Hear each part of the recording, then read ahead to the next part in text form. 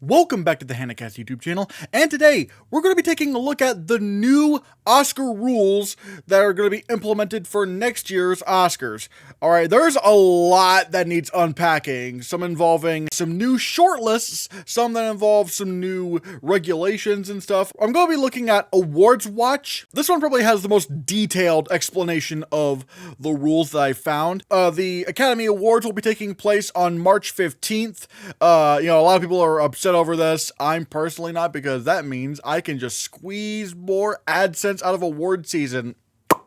Oh, but in any case, in a sweeping procedural change, Academy members must now watch all nominated films in each category to be eligible to vote in the final round for the Oscars. The Academy will track viewing via the members-only Academy Screening Room streaming app, and if a member has watched a nominated film at a designated screening, film festivals, or other venue, members will have to fill out a form declaring when and where they watched a film. This is a pretty big change, because now, if you're voting for the Oscars, you have to watch everything. You have to watch all of the films in all the categories, including the text, including Best Animated Feature, including the short films, the documentaries, all of them. You have to watch all of them if you're going to be eligible to vote in the Academy Awards. Now, I feel like this is a no-brainer. I feel like this is a good rule, and I feel like this will also incentivize voters to not just,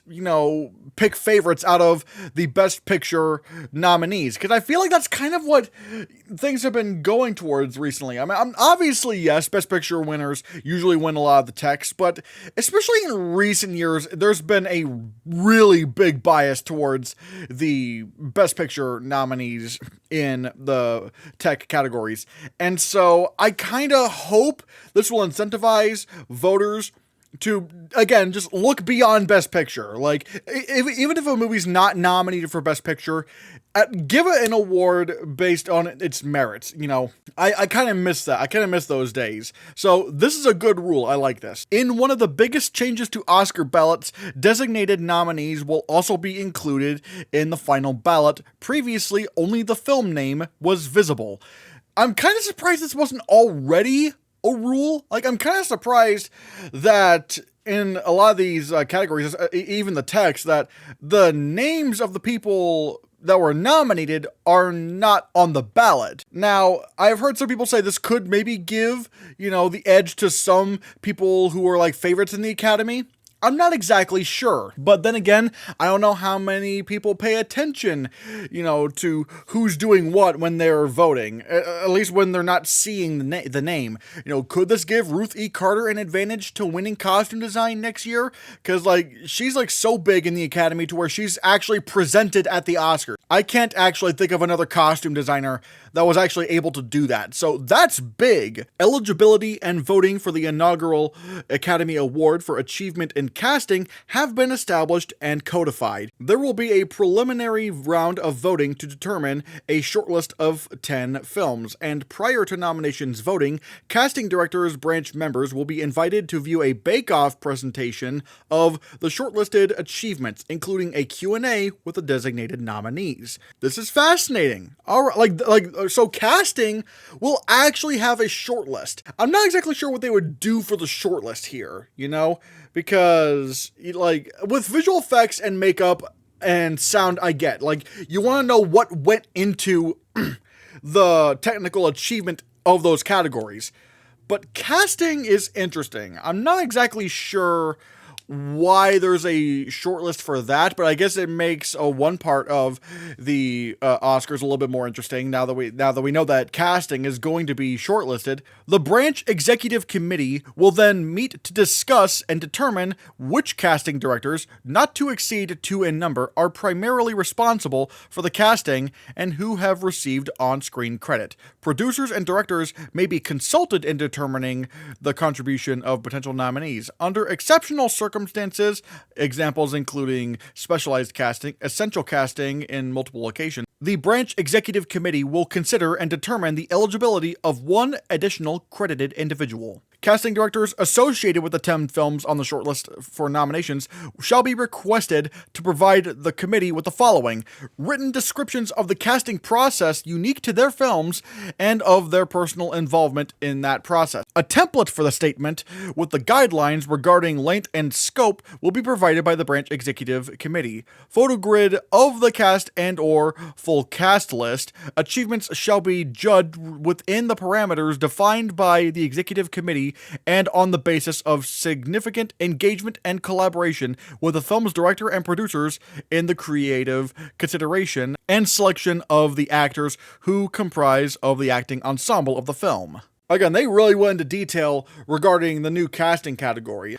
Speaking of which, cinematography will also join the shortlist circle. There will now be a preliminary round of voting for the Cinematography Award to determine a shortlist of between 10 and 20 films. Cinematography becoming a shortlisted category. Okay, man, that's a lot of tech categories that are getting shortlisted. In fact, I think at this point, the only tech categories that aren't shortlisted are best film editing, best costume design, and best production design. I also do get why you would maybe shortlist cinematography, because there is definitely a lot of technical elements that go to that. And it makes me wonder, will we see more films not in best picture in the shortlist? Because that's what I'm actually kind of really interested in. Will we actually see more films that are just, not just Best Picture nominees? I am very curious about that. Will we still get those Ed Lockman nominations? I mean, I sure hope so. I'm pretty sure he will. And also, it's going to be really interesting to see what gets snubbed out of cinematography, because I'm willing to bet, Avatar: The Way of Water wouldn't have been shortlisted, and that would have been considered very shocking, or even The Fabelmans not getting in. Oh, wait, I just realized, are we going to get as many, international films shortlisted? See, that's going to be very interesting. Will international cinematography contenders suffer here? I'm not exactly sure. Let me know in the comments below what you think. However, there was one statement that I wasn't really a big fan of, and it goes such as this. In the rules for film eligibility, the following language regarding generative artificial intelligence has been introduced as recommended by the Academy's Science and Technology Council. With regard to generative artificial intelligence and other digital tools used in the making of the film, the tools neither help nor harm the chances of achieving a nomination. The Academy and each branch will judge the achievement, taking into account the degree to which a human was at the heart of the creative authorship when choosing which movie to award. So that is very fascinating.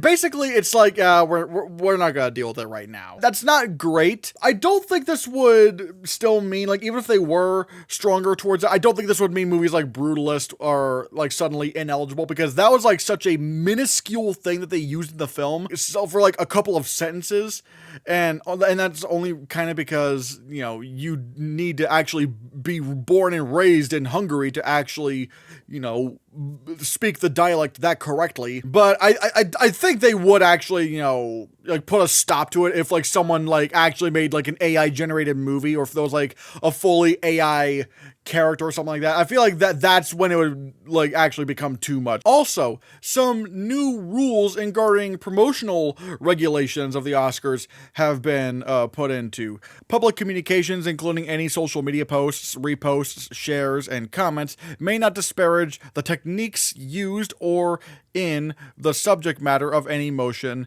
picture. Any Academy member, motion picture company, or individual directly associated with an eligible motion picture found to be in violation will be subject to penalization.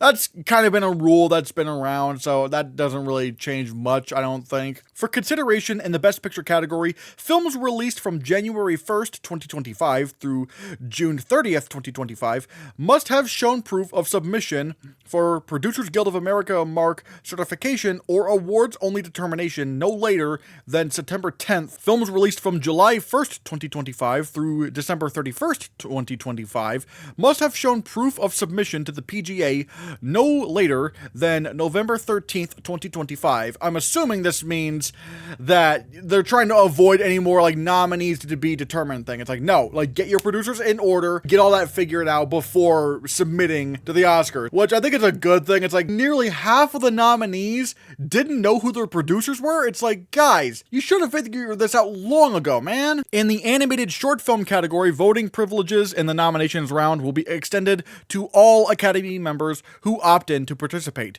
Members must view all 15 shortlisted films to be eligible to vote in the category. All right, this is interesting. I don't know how much this is going to sway the vote. I mean, I guess more popular filmmakers could still get in, but considering they still have to be required to watch all of them, I don't know how much this is going to change things, so we'll have to see. In the international feature film category, the eligibility requirement regarding creative control has been updated to be inclusive of filmmakers with refugee or asylum status. This comes just weeks after the Academy's statement about the capture Hamdan Balal, the documentary feature Oscar winner for No Other Land, came under fire for not mentioning his name directly. The submitting country must confirm that the creative control of the film was largely in the hands of citizens, residents, or individuals with refugee or asylum status in the submitting country. All right, yeah, I feel like that's a good addition to the rule. I don't mind that. Again, these rules are pretty interesting. Again, the fact that cinematography is going to be shortlisted, and so is casting, I guess, and the fact that the Academy members, like, if you're voting for the winners, you must have proof that you've watched all the movies. I feel like this does lead to some more goodwill. I feel like people will have a little bit more faith in the Oscars after this.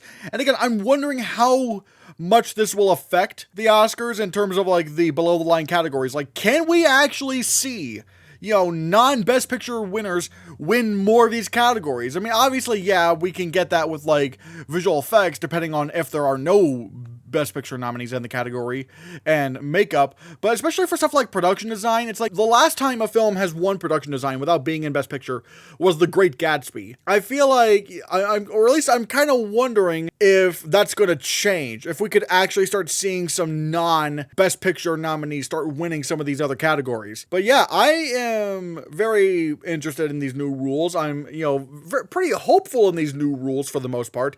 And now I want to pass the question off to you. What are your thoughts on the new Academy rules that are going to be implemented for next year's Oscars? Let me know in the comments below what you think, and be sure you hit that subscribe button, because if you don't, the rules are going to affect you severely.